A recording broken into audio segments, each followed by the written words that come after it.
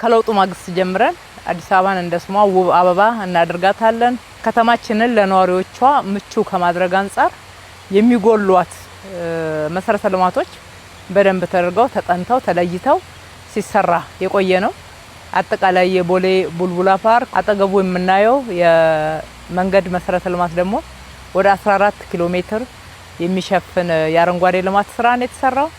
ይሄ ለነዋሪዎች እንዲዝናኑ ወጥተው ተንፈስ እንዲሉ አካል ስጋ ብቻ ሳይሆን አእምሮ ጭምር እንዲመገብ ህፃናት ቦርቀው እንዲያድጉ ደስ እንዲላቸው በሰፈራቸው ወደ ዳር አካባቢ ያሉ ነዋሪዎቻችንም ለመዝናኛ ተንፈስ ለማለት መሀል ከተማ መጥተው ሌላ መሰረተ ልማት መዝናኛ ስፍራ የሚመለከቱ ሳይሆን ወደ ህዝቡ እየሄድን ነው። ወደ ህዝቡ ቀረብ እያልን ህዝቡ ወዳለበት ቦታ እነኚህ መሰረተ ልማቶች እያሰፋን ነው።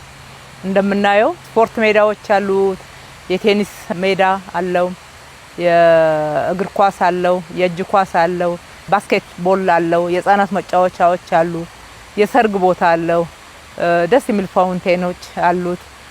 ዛፉ ራሱ በራሱ ቤት ሰርቷል ማለት ይቻላል። ጥላው ተገናኝቶ እዚሁ ቆዩ አትውጡ ነው የሚለው።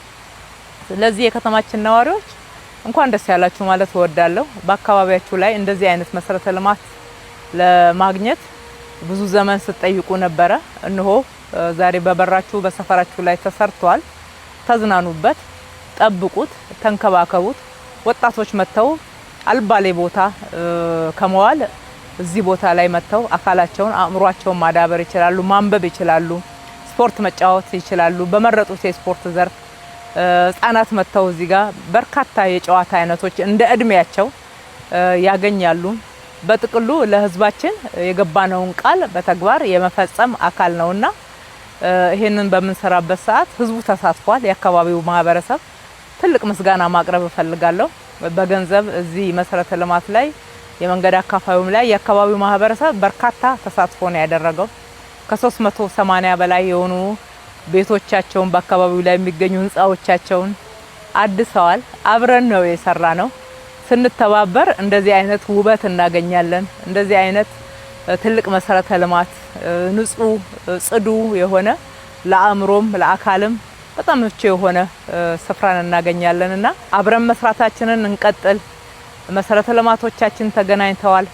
ከዚህ በፊት ክቡር ጠቅላይ ሚኒስትራችን ሁሉ ጊዜ ሲነግሩንና ሲያሳስቡን የነበረው መሰረተ ልማቶቻችንን የማገናኘት ዶቶችን ማገናኘት ብለው የሚሰጡንን የስራ አቅጣጫ በደንብ የተገበርንበት አካባቢ ነው።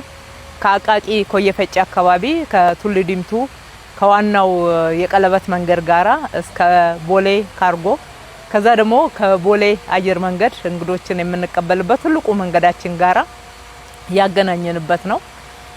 እንግዲህ ይቀጥላል። መስራት እንደምንችል አይተናል። ይሄ ትልቅ የሞራል ስንቅ የሆነና ከዚህ በላይ መስራት ደግሞ ይገባናልም እንችላለንም። ዋናው ተባብረን መስራት ነው።